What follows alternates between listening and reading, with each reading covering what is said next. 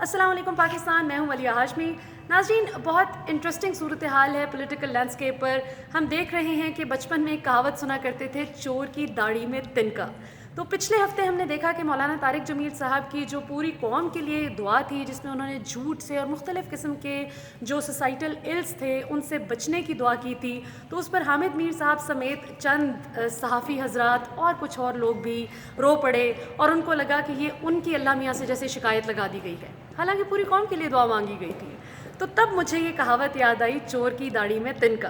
اور آج دوبارہ جب ہم نے دیکھا کہ شہباز شریف صاحب بالآخر ٹال مٹول کرتے کرتے پہنچ ہی گئے نیب عدالت، ہم نے دیکھا کہ مہینہ پہلے تو وہ آئے تھے کورونا وائرس کو شکست دینے کے لیے اور لڑتے تھے کہ عمران خان صاحب مجھ سے مشورہ نہیں لیتے، میرے مشورے پر عمل نہیں کرتے، اور جب ان سے پوچھا گیا کہ چلیں آپ بتا دیجئے کہ کورونا وائرس کو کیسے مات دی جا سکتی ہے، تو انہوں نے کہا کہ کورونا وائرس کو اسی صورت میں مات دی جا سکتی ہے کہ فوری طور پر جیو اور جنگ گروپ کے مالک میر شکیل الرحمان کو رہا کر دیا جائے اور میڈیا کو گلے سے لگا لیا جائے۔ اور اس کے بعد انہوں نے اسی کورونا وائرس کا حوالہ دیتے ہوئے نیب کی عدالت میں حاضری سے معذرت کی کہ میری تو طبیعت نہیں ٹھیک، کینسر کا پیشنٹ بھی ہوں اور میں نہیں حاضر ہو سکتا۔ اور اس پر آبویسلی پوری قوم نے سوال اٹھا دیے کہ بھئی پھر باقی تمام مجرموں کا کیا قصور ہے جن کے چھوٹے چھوٹے جرائم ہیں میاں صاحب کے نسبت۔ تو آج بالآخر وہ پونے 2 گھنٹے کے لیے نیب عدالت میں پیش ہوئے اور ذرائع کے مطابق وہ ایک بھی سوال کا جواب نہیں دے سکے، اور اس پر پھر وہی بات، چور کی داڑھی میں تنکا۔ مریم اورنگزیب صاحبہ جو نون لیگ کی ترجمان ہیں، ان کا کہنا ہے کہ میاں صاحب سے منی لانڈرنگ پر تو کوئی سوال ہی نہیں کیا گیا۔ تو مریم اورنگزیب صاحبہ، آپ بالکل ٹھیک کہہ رہی ہیں، میں آپ کے ساتھ ہوں۔ میاں صاحب سے واقعی منی لانڈرنگ پر سوال کرنے کے لیے نہیں بلایا گیا تھا ان کو، نیب نے تو اس لیے بلایا تھا کہ میاں صاحب کوئی بتائیں کہ نہاری کی ریسیپی کیا ہے، یا سحری اور افطاری میں وہ کیا مینیو ہے ان کا، یا پھر ان کو وزیر اعظم بننے کی جو پیشکش کی تھی 2 صحافیوں نے، وہ کون سے تھے اور کب وزیر اعظم بننا پسند کریں گے، اور کیسے ایل ڈی اے کی بلڈنگ کو آگ لگ جاتی تھی، کیسے میٹرو کے ریکٹس جل جایا کرتے تھے۔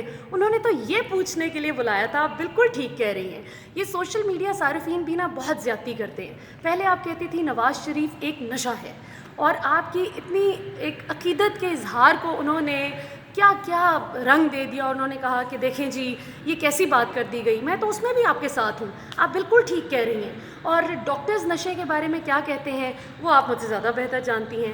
تو اللہ تعالیٰ اس ملک کو ہر قسم کے نشے اور ہر قسم کی علتوں سے پاک رکھیں۔ کہنے کو تو الزام یہ لوگ عمران خان پر لگایا کرتے تھے، جو آج تک یہ ثابت نہیں کر سکے کہ وہ کون سا نشہ کرتے ہیں۔ میرا خیال ہے ان کو جو اس ملک سے اور اس قوم سے محبت کا نشہ ہے نا، جو اس شخص کو نہ دولت مجبور کر سکی کہ وہ دولت کی خاطر ہی یہ ملک چھوڑ کر چلا جاتا، آرام سے انگلینڈ میں انجوائے کرتا، اپنی زندگی گزارتا، وہ نہیں گیا۔ اس پر طرح طرح کے الزامات لگے۔ اس شخص کو ان لوگوں کے ذریعے پتہ چلا کہ وہ کیا کیا کرتا ہے۔ وہ شخص، اسے خود نہیں اپنے بارے میں بہت ساری چیزیں پتہ تھیں، اور جو وہ کرتے بھی نہیں تھے ان لوگوں نے بتائیں کہ آپ یہ کرتے ہیں۔ اس کے باوجود وہ شخص گیو اپ نہیں کیا اس نے، اور جس طرح مولانا طارق جمیل صاحب نے بھی اتنے گھٹیا ترین حملوں کے باوجود اس شخص نے خاموشی سے معذرت کر کے سائڈ پہ ہو گئے، انہوں نے ایک لفظ نہیں کہا انہیں۔ تو یہ ہوتا ہے انسانیت کا نشہ، یہ ہوتا ہے خدمت خلق کا نشہ، یہ ہوتا ہے اس ملک، اس مٹی اور اس قوم کا نشہ۔ اور میں یہ سمجھتی ہوں کہ یہ جو اس قوم سے محبت کا نشہ جن لوگوں کو ہے، اللہ ان کو سلامت رکھیں اور ان کی اس قوم سے محبت بھی سلامت رکھیں۔ اور جن کو نواز شریف کا نشہ ہے بقول مریم اورنگزیب صاحبہ کے، یا جس طرح وہ شہباز شریف صاحب دی انڈیفینسیبل کو ڈیفینڈ کر رہی ہیں، تو دیکھتے ہیں کہ کہاں تک پہنچتا ہے۔ اور اگلی ویڈیو میں ناظرین میں آپ کو بتاؤں گی کہ ملیحہ لودھی صاحبہ جو کہ سابق امریکی سفیر تھیں، جن کو وزیر اعظم پاکستان عمران خان صاحب نے اپنے امریکہ کا جو UNGA کا سیشن تھا، امریکہ کے وزٹ کے سے واپسی پر آتے ساتھ انہوں نے فارغ کر دیا، جس پر ان کو بھی بہت اعتراض تھا اور ان کے ارد گرد ان کے کئی خیر خواہوں کو بھی بہت اعتراض تھا۔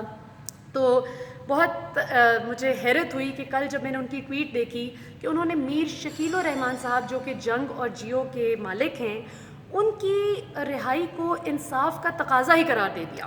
یعنی اگر کوئی کسی کے دل میں شبہ تھا بھی کہ یہ بینیفیشری نہیں ہے اس پرانے سسٹم کی، جو کہ ہونا تو نہیں چاہیے شبہ، کیونکہ وہ UN میں پاکستان کا کیس کبھی بھی بدقسمتی سے ناظرین کشمیر کے حوالے سے کبھی بھی ایفیکٹولی پریزنٹ کیا ہی نہیں گیا، اور اس کی وجہ یہ تھی کہ میاں صاحب نے ایک شرط رکھی ہوئی تھی کہ جی یہ ٹیبل ہی نہیں کرنا اس ایشو کو، اور اسی طرح وہ بھارت کو بھی خوش رکھتے تھے.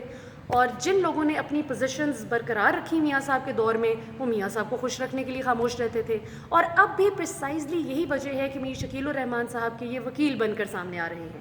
ناظرین، نیب کے جو پروسیجرل گلیچز ہیں اس پہ کسی کو شبہ نہیں ہے. نیب میں بہت امپروومنٹ کی ضرورت ہے، اس میں کوئی شبہ نہیں ہے.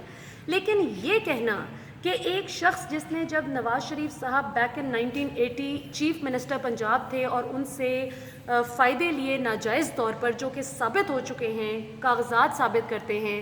خوش قسمتی سے اس وقت پلازوں کو آگ لگنے کا دور نہیں تھا، نہیں تو بڑے میاں، یہ چھوٹے میاں صاحب کی اختراع ہے ویسے، آگ لگ جانا، پورا بلڈنگ ہی جل جائے جس میں سارے ثبوت ہوں. تو یہ بڑے میاں صاحب جو ہیں وہ ذرا آپ کو پتہ ہے بولے شولے سے ہیں، وہ صرف پائے نہاری کھا کے خوش رہتے ہیں.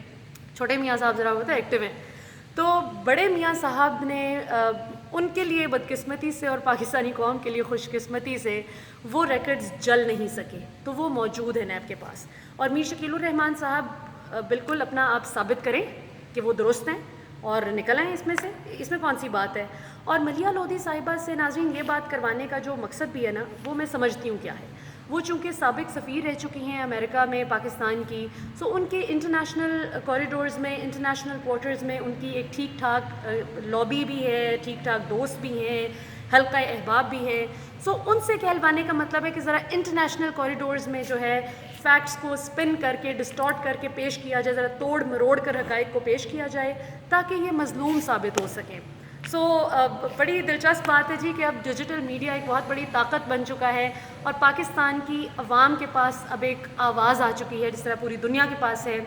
اور اب آپ کو ایک کلک کی دوری پر ہوتا ہے عوام کا فیڈ بیک کہ وہ آپ سے ایگری کرتے ہیں یا ڈس ایگری کرتے ہیں. سو پاکستان زندہ باد.